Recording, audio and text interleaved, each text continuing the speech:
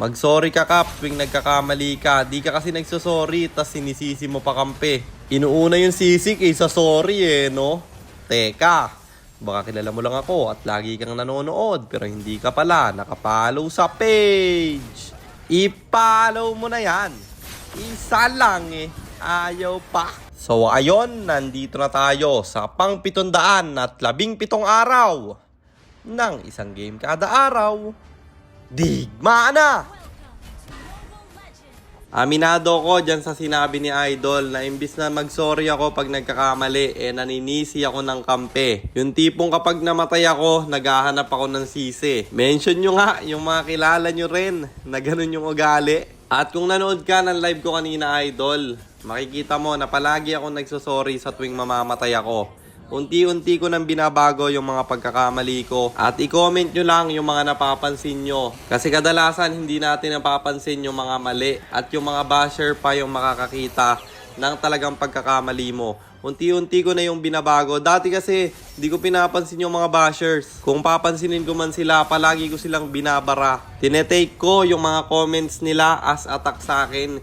Hindi ko kinukuha na lesson, men. Kaya yun yung isa pa sa natutunan ko ngayon. Na yung mga bad comments, pwede kong pakinggan at baguhin. Kung sakaling sa tingin ko, yung comment ng basher, may punto naman at magiging mas better akong tao kung akin siyang pakikinggan. Masyado na naman nagiging madrama, balik na muna tayo sa game.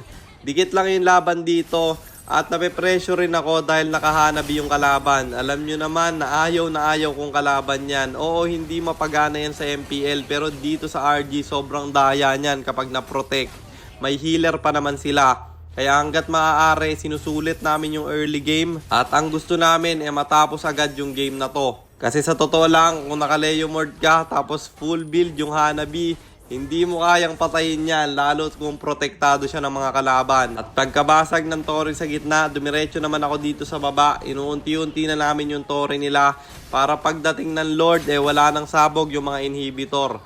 Top na lang naman yung may putok sa inhibitor nila. At dito sa gitna, mukhang may bakbaka magagana. Pero sabi ko yung stun na lang, masyadong malalim si tropa. Bagsak 2 sa kalaban at 3 na lang yung dedepensa. May minion sa top lane, pinasok ko yung Rafaela, sabay double dash. Grabe naman yung Cap. Babasag sana ako sa bot. Ang problema may Gusion at ako'y na-shutdown niya. Pero pagkabuhay ko, agad kaming nag-lord. Sabay rekta sa base nila. 5 yung dedepensa, pero yung lord nakapasok na. Kampi ko'y nag-tower lock at natapos ang laban. Kaya panalo na naman tayo.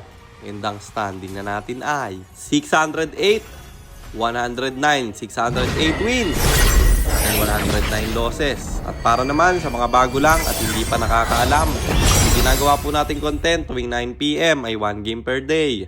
Trio rank game. At ang goal natin sa content natin na to ay mag 100 win streak pro. Yun lang, sana meron kayo natutunan. Kung meron man, paka-share lang. Then after nyo i-share, mag-comment rin kayo ng pa-shoutout para ma-shoutout ko kayo sa mga next nating content. At i-comment nyo na rin ang inyong mga katanungan kasi baka malay mo sa next nating content, comment mo naman ang mapili ko. At para naman sa mga gustong magpapilot ng ML account, mag-PM lang kayo.